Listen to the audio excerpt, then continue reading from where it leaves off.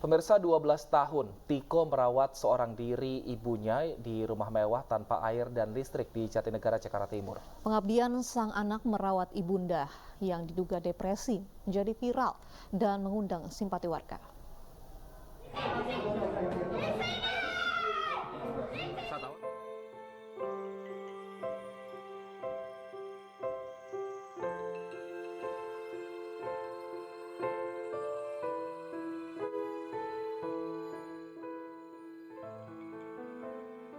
Rumah mewah di kawasan Jatinegara, Jakarta Timur inilah Tiko merawat ibunya yang depresi sejak tahun 2010 silam.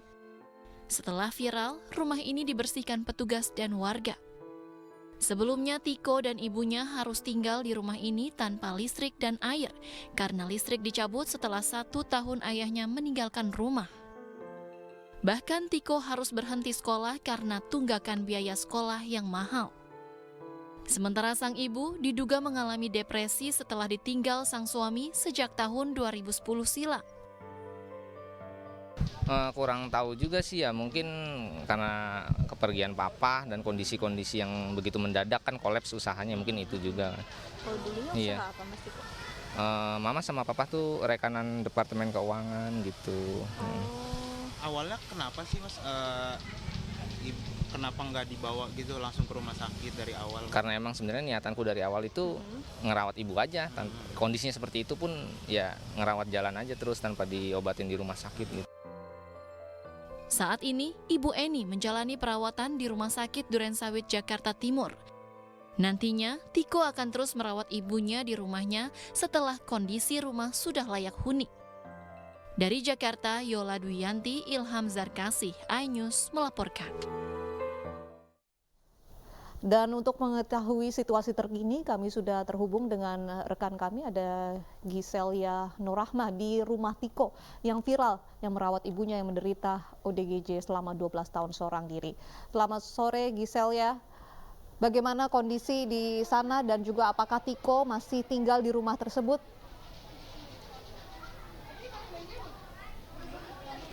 Ya, selamat sore Wilson, Uci, dan juga pemirsa. Saat ini saya sedang berada di depan rumah mewah terbengkalai yang baru-baru ini sedang viral di TikTok. Dan pemirsa bisa dilihat seperti inilah kondisi rumah yang saat ini sudah dibersihkan oleh pihak BPPD dan juga PPSU. Di mana sebelumnya rumah ini di depan di layar kaca Anda, pemirsa, di rumah ini banyak sekali pepohonan dan juga semak belukar yang sangat kotor sehingga tidak layak huni. Namun saat ini bisa terlihat lebih rapi dan bersih daripada sebelumnya. Dan juga pemirsa, viralnya rumah ini di Jagadmaya membuat banyak sekali warga, wartawan maupun banyak sekali konten kreator yang berdatangan ke sini hanya untuk membuat konten sosial media ataupun sekedar berfoto ataupun berselfie ria. Banyaknya masyarakat yang ingin berfoto membuat rumah ini menjadi dikunci oleh pihak pemilik rumah, yakni sang anak Viko, sehingga kami pun hanya bisa masuk sampai depan rumah ini saja pemirsa. Sementara itu pemirsa, di situasi di depan rumah kami saat ini melaporkan banyak sekali warga yang sudah ada di sini, yang terutama didominasi oleh anak-anak maupun ibu-ibu yang sedang berfoto di sini. Bahkan pemirsa, sampai ada beberapa pedagang kaki lima yang berjualan di sini. Dan untuk Viko sendiri saat ini sedang tidak ada di rumah.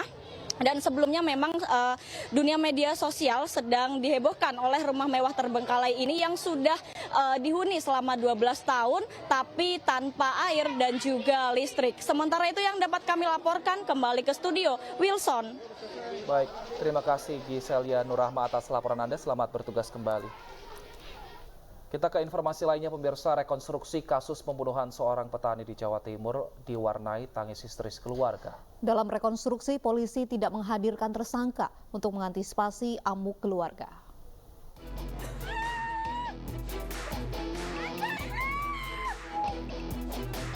Karmu, istri korban menangis histeris saat polisi menggelar rekonstruksi kasus pembunuhan yang menimpa suaminya. Keluarga bahkan harus menenangkan Karmu agar rekonstruksi kasus pembunuhan terhadap Patola bisa digelar sesuai rencana. Dalam rekonstruksi yang digelar di kawasan hutan dan areal persawahan di Desa Dateng, Kecamatan Laren, Lamongan ini dilakukan 12 adegan. Namun polisi hanya menghadirkan para saksi tanpa tersangka untuk menghindari amuk massa.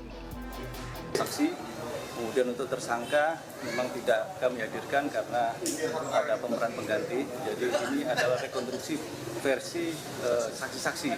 Nanti ke depan ada rekonstruksi versi tersangka. Kasus pembunuhan terhadap Patola 53 tahun terjadi 2 bulan lalu. Sejauh ini polisi sudah menetapkan 2 orang, S dan AL, sebagai tersangka. Namun hingga kini keduanya tidak mengakui perbuatannya. Dari Lamongan, Jawa Timur, Abdul Wahid, iNews melaporkan. Seorang anak perempuan berusia 4 tahun diduga diculik oleh kerabat keluarga korban di Cilegon, Banten. Korban sempat dibawa pelaku ke sebuah pusat perbelanjaan di Cilegon.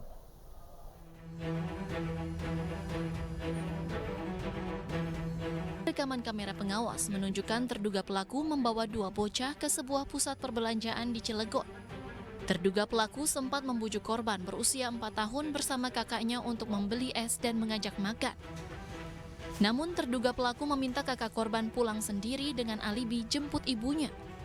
Orang tua korban berupaya mencari korban dengan memasang foto anaknya di sejumlah lokasi. Keluarga telah melaporkan dugaan penculikan ke Polres Cilegon. Ramayana itu udah kita ambil CCTV dari Ramayana.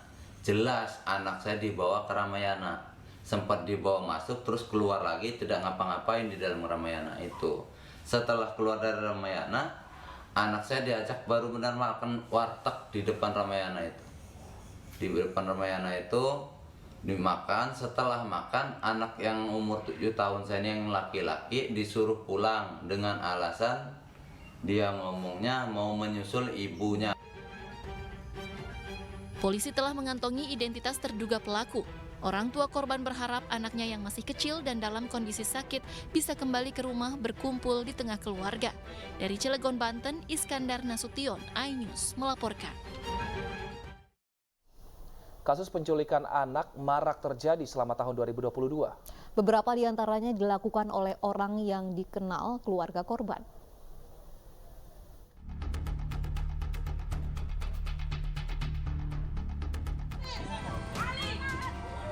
Penculikan anak terjadi di sejumlah wilayah di Indonesia.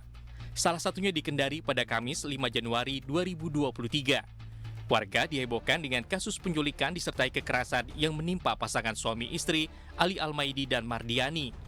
Warga bahkan merekam kepanikan keduanya saat akan melaporkan kasus penculikan anaknya ke Mapolsek Kendari. Menurut ayah korban, pelaku tak dikenal dengan sepeda motor tiba-tiba datang merampas bayinya saat digendong. Tidak hanya menculik bayinya, pelaku bahkan menganiaya korban dengan parang karena melawan. Bapak kasihan, tolong kasihan. Sapunya anak saya sudah selamatkan anakku. Beruntung, bayi pasangan ini berhasil ditemukan di tepi hutan, Kecamatan Baruga, Kendari, Kamis malam. Tangis haru tak terbendung saat Mardiana bertemu dengan buah hatinya di Rumah Sakit Bayangkara, Kota Kendari. Diduga korban sengaja ditinggalkan pelaku yang panik karena dikejar polisi. Usai ditemukan, korban pun menjalani pemeriksaan medis dan dokter menyatakan korban dalam kondisi sehat. Pelaku masih dalam pemburuan kami, masih kami kejar sama malam ini. Tapi yang kami utamakan untuk anaknya dulu. Tadi bayinya dalam posisi tengkurap tadi, mohon maaf tadi dari keterangan dari anggota kami, dipikir sudah meninggal dunia, tapi ketika diangkat masih bergerak. TKP-nya di mana? Lokasinya di daerah Jalan Boulevard, seputaran kampus sana.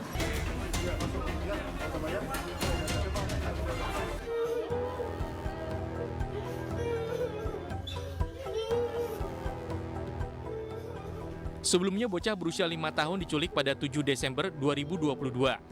Korban dibawa kabur dengan menggunakan bajai dari Jalan Gunung Sahari 7A Sawah Besar, Jakarta Pusat. Sebelumnya pelaku yang dikenal bernama Yudi mengajak korban untuk ikut membeli ayam goreng. Korban dan pelaku saling mengenal sehingga membuat korban tak melawan. Berbekal rekaman CCTV, keluarga korban melaporkan penculikan ini ke kantor polisi.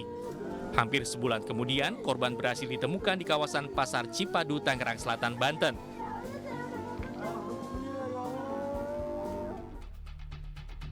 Polisi juga berhasil menangkap penculik Malika, Iwan Sumarno alias Yudi alias Herman alias Jeki. Tak mampu berkutik saat dibekuk aparat Satreskrim Polres Metro Jakarta Pusat. Hingga kini korban masih alami trauma dan dirawat di Rumah Sakit Polri Kramat Jati. Penculik anak biasanya menyasar anak-anak yang lepas dari pantauan orang tua. Bahkan tidak sedikit diantaranya yang pintar membujuk anak-anak.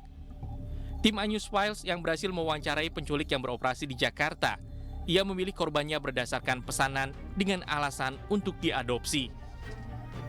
Karena krisis gini, aku udah kerja lagi ya dari teman ke teman gitu. Lo bisa nggak nyariin anak? Kalau bisa, gue ada channel tempat buat nyerahinnya. Tapi menurut pesanan, maunya kayak gimana orangnya. Gitu. Kalau kriteria mah nggak, paling usia sama kelamin, jenis kelamin. Pernah nanya, bilang katanya buat diadopsi, buat dijual lagi. Tapi nggak tahu juga kan kita gitu. Kan nggak ada orang tuanya. Aku ujung-ujung mau siapa namanya? Terus mau jajan nggak? Ayo kita jajan yuk warung. Udah anaknya ikut, mau ikut kalau enggak ya nggak paksa. Lihat sikon aja makanya kan situasi dan kondisi. Udah anaknya mau, ya udah saya ajak. Menurut data Kementerian Pemberdayaan Perempuan dan Perlindungan Anak, kasus penculikan anak meningkat hampir 50% bila dibandingkan dari tahun 2021. Banyak diantaranya yang berhasil ditemukan, namun tidak sedikit yang hingga saat ini masih hilang. Untuk terhindar dari penculikan anak, orang tua harus mengawasi anak-anak yang bermain di luar.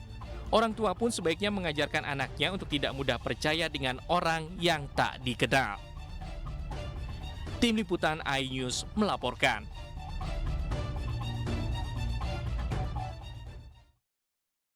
Pemirsa, Timnas Indonesia menghadapi Vietnam di laga semifinal leg pertama AFF Piala AFF 2022. Informasi selengkapnya usai jeda berikut ini. Masih dibayang oleh Dendi Sulistiawan, masih bermain di bawah. Kembali pada Kei Ngoc Hai. Bawa bola Kei Ngoc Hai, Phu Phan Tan, Do Duy Man. Masih Do Duy Man.